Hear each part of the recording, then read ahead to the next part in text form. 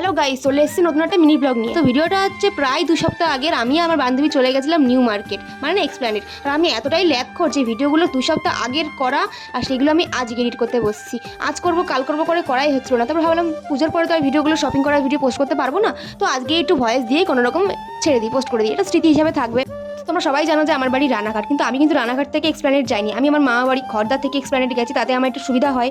একদম রানাঘাট থেকে গেলে আমার একটু জার্নিটা বেশি হয়ে যাবে। তো আমি কি করি, আগে রানাঘাট থেকে মা বাড়ি চলে যাই, মা বাড়ি থেকে দেন আমি নিউ মার্কেটে যাই। তো প্রথমে দমদমে আসলাম ট্রেনে করে, তো দমদম থেকে মেট্রো করে চলে আসলো এক্সপ্ল্যানেড। আর এক্সপ্ল্যানেডের 6 নম্বর গেট থেকে বেরিয়ে কিন্তু নিউ মার্কেট শুরু একদম।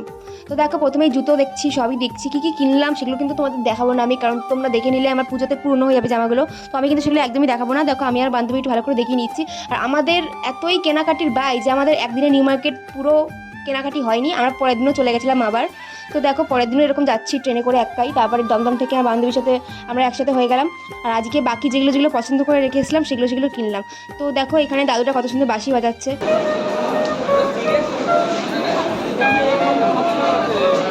তো দেখো, এত বয়স হয়ে গেছে তাও কিন্তু কত সুন্দর বাঁশি হয়ে যাচ্ছে। দেখো, বাঁশি আবার শুনতে শুনতে বান্ধবীর সাথে দেখা হয়ে গেছে, আর আমরা কিন্তু নিউ মার্কেটে চলে গেছি। তো দেখো, কত সুন্দর সুন্দর টেডি বিয়ার, এখানে পুতুল দেখে তো আমি একদম কী যে করবো হচ্ছে নিয়েই নিই।